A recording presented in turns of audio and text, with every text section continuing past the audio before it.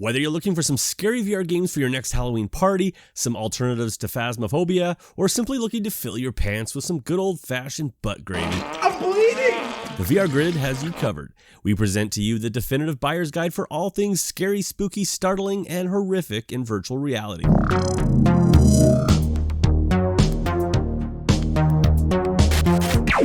Hey guys, it's Shug from the VR Grid. Before we get into this, don't forget to like this video, cause Satan commands you to. And if you haven't subscribed, your soul might depend on it. okay, now let me explain quickly how I've broken this list up for you all in case you're looking for a particular type of scary experience. This will cover games across Quest, PSVR, and PC VR, and I've broken this up into 4 different categories, of which are multiplayer horror for those looking to jump into something either competitive or co-op with some friends online, arcade horror for those looking for some quick thrills to throw friends and families into, survival horror, more aimed at those looking to invest some time in a deeper, more campaign-style experience with a variety of gameplay styles, and finally, haunted house horror, for those looking for something that has some depth to it, but is very focused on the horror experience with jump scares, stories, and puzzles being the main focus. Anyways, so put on your brown pants, and let's jump in.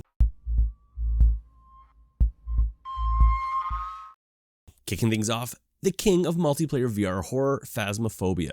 Phasmophobia is a 1 to 4 player co-op paranormal horror experience where you and your team must work together to investigate, record, and identify various spectral entities using various ghost hunting equipment. This is a great team game that can feel terrifyingly real at times, and for those brave enough, should definitely be in your library. No! No, not okay. Not okay! Okay, it's on the table. I'm stuck on the table. I'm stuck on the table. Somebody help. Ah! I peed myself. A new game that just released at the time of this recording is Requisition. Still in early access, this game isn't complete yet, but it's a combination of Saints and Sinners combat and inventory system meets Dead Rising's weapon creation tools. Make this a very fun game if you've got a few friends to jump into this co-op sandbox zombie fest. Sticking with the always reliable zombies, After the Fall is up next. This 1 to 4 player Left 4 Dead style shooter is perfect for those looking for a little more action and a little less horror. With crossplay spanning Quest, PSVR, and PC VR, this is a perfect game to get all your VR friends in on this Halloween. And if you're looking for more Left 4 Dead style carnage and aren't afraid of using mods on your PC, GTFO could be just the game for you and your crew. This mod works great and opens up this extremely hardcore co-op shooter to PC VR headsets.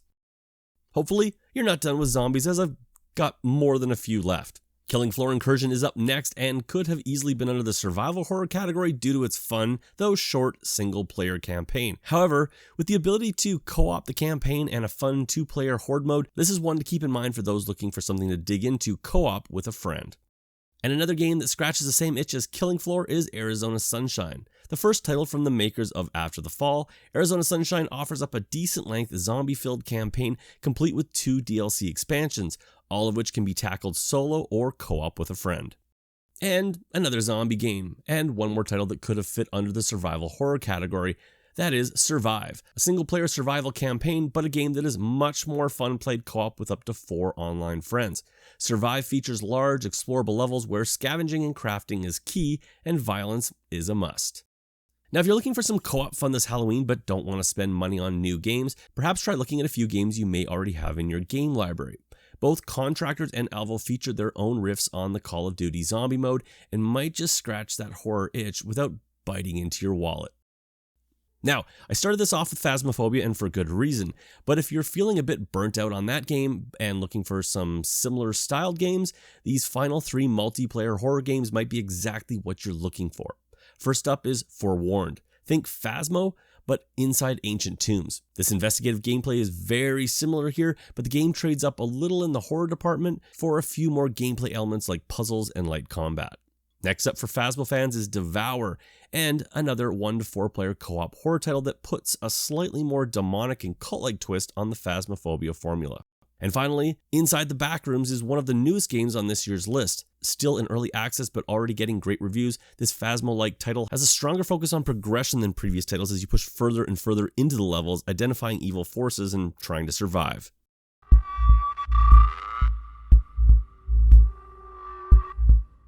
Arcade horror is all about quick VR thrills that are easy to share with a room of friends or family, and often as fun to watch as they are to play. and no one has done this better than the PSVR launch title Until Dawn: Rush of Blood. Part roller coaster ride, part haunted house, and part shooter, Rush of Blood is all fun, and it still remains one of my go-to Halloween games. Next up is Hello Puppets VR, essentially hide and seek in VR with a decidedly Five Nights at Freddy's take. Hello Puppets is a horror comedy adventure that turns your hand into a living, talking puppet named Scout. Years ago, a bad Sesame Street knockoff called Mortimer's Handyman was cancelled and forgotten, but the puppets from the show have come to life, and they have plans for you. The Brookhaven experiment is next, and while yes, this is essentially just a simple wave shooter, but it consistently gets people at my house screaming and throwing controllers.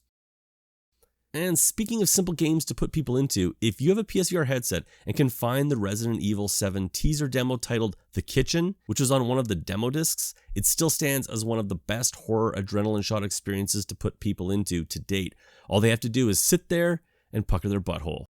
And of course, you knew it had to make the list, Five Nights at Freddy's. Now, personally, I've never seen the draw here, but if being haunted by the animatronic performers from Chuck E. Cheese freaks you out, then this title filled with a multitude of scary minigames and jump scares is a must-have.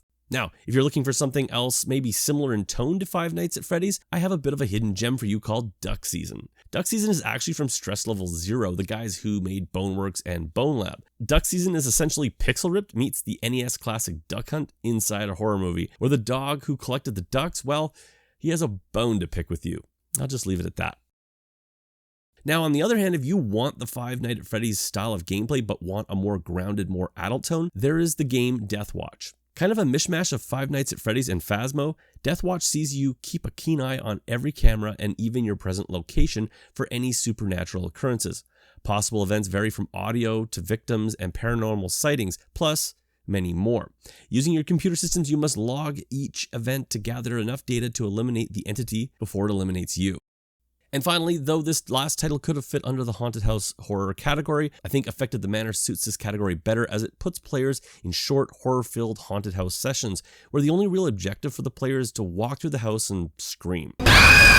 Great for quick sessions without having to explain much to friends and family that you subject to this.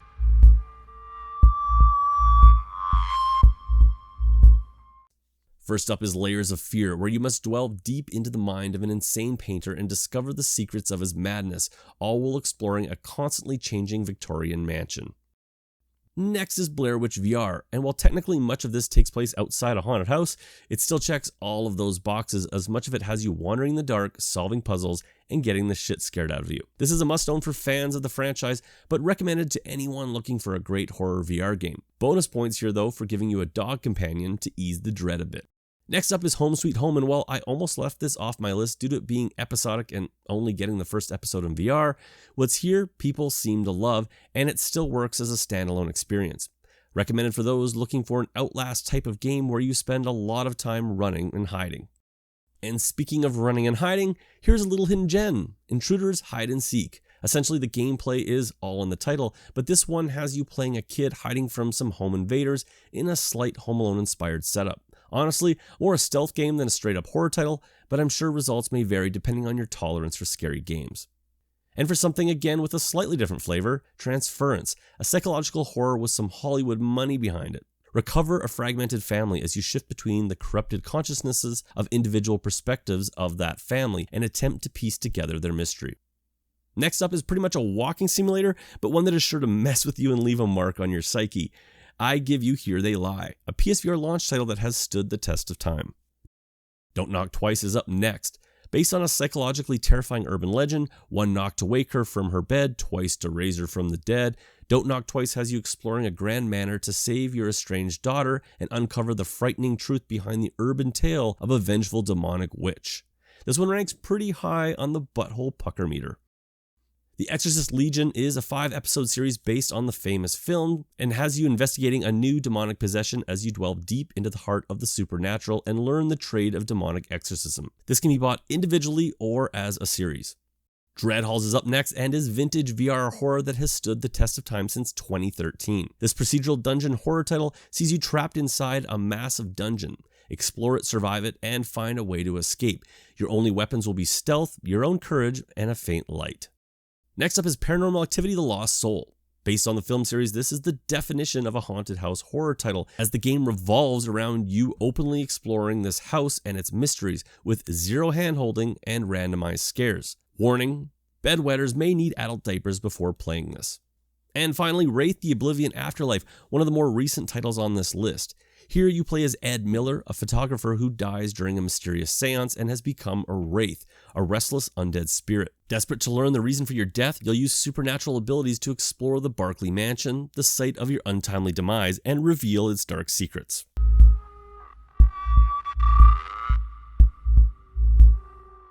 Kicking off this final section, what better way than one of the finest examples of the genre in VR, Resident Evil 7. Well, look, it's Resident Evil 7 in its entirety in VR.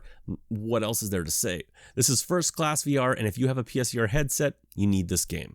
And speaking of Resident Evil, if you only have a Quest 2, you're still in luck because you have Resident Evil 4. Not as horror-focused as Resident Evil 7, Res 4 is much more shooter-focused, but this is one of my favorite games of all time and is mandatory VR.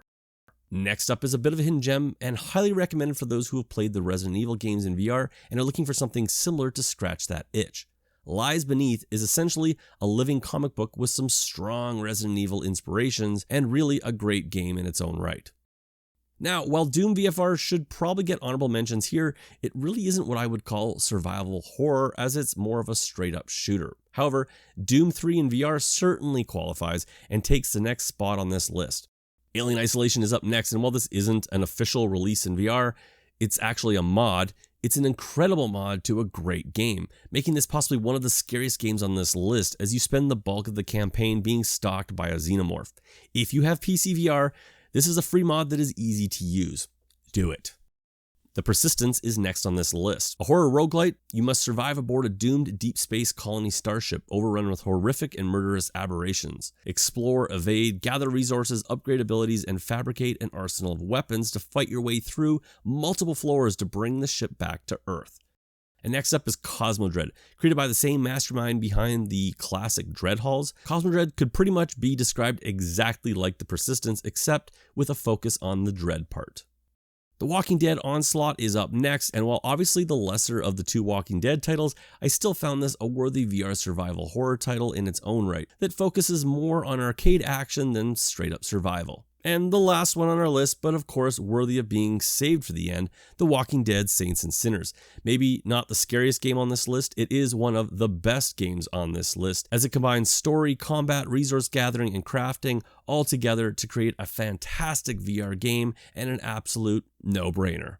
Anyways guys, that's our list of scary games. Did we miss any of your favorites? Fire off in the notes below and let others know. Hey, don't forget to subscribe.